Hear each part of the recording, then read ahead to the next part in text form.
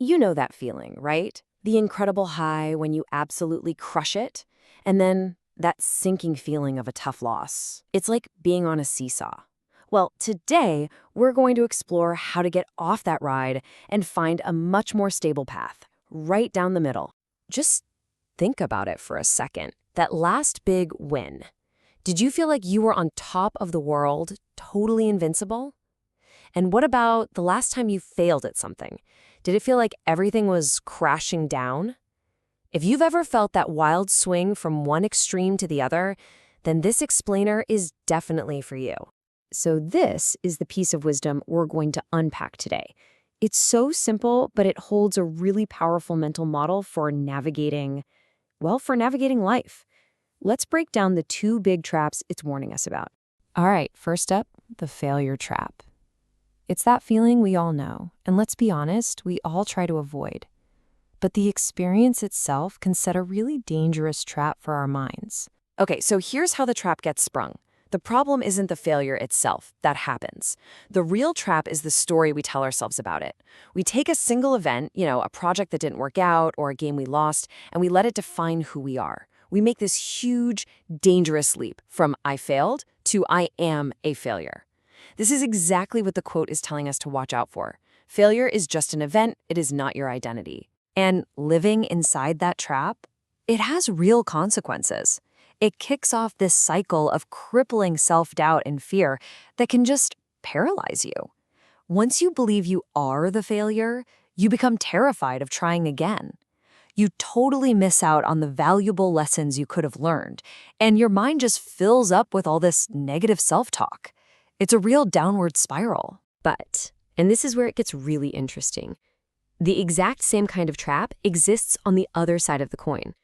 It turns out that handling success can be just as tricky, just as treacherous as handling failure. And look at this. The pattern is identical. Success, just like failure, is an event. It's a moment in time. The trap is sprung when we take that one single moment and blow it up to define our entire identity. We go from I succeeded to I am a success. Or like the quote says, I am the best in the world. And yeah, it feels amazing for a little while, but that feeling is built on ground that's just as shaky as the failure trap. And the consequences?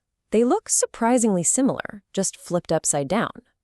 Believing you're the best can lead straight to arrogance. It makes you complacent, so you become blind to all the areas where you still need to grow. It also creates this brand new fear, the fear of not being able to live up to this new perfect identity. It can actually make the thought of future failure even more terrifying than the before. So if falling down is a trap and flying too high is also a trap, what's the answer? Well, it's all about finding that sustainable, balanced middle path. The one that lets us experience these things without being completely swallowed up by them. This is the goal, right here. A balanced mindset isn't about becoming a robot who doesn't feel joy in success or disappointment in failure. Of course not. It's about preventing those feelings from hijacking your fundamental sense of who you are. It's about building a core stability that isn't rocked by every single up and down that life inevitably throws at you. So how do we actually do this? How do we put it into practice? Well, the quote itself basically gives us a simple 3-step mental checklist. First, just acknowledge what happened. A win, a loss, just see it for what it is.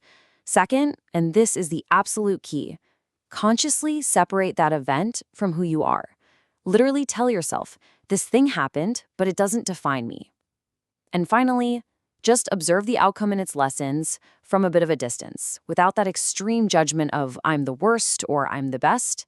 Now, I know this might sound like a pretty subtle mental shift, but its impact on our lives is, it's enormous.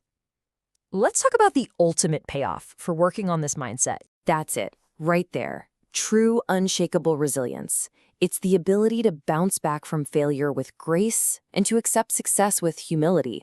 See, when your self-worth isn't constantly on the line, tied to your latest result, you're free.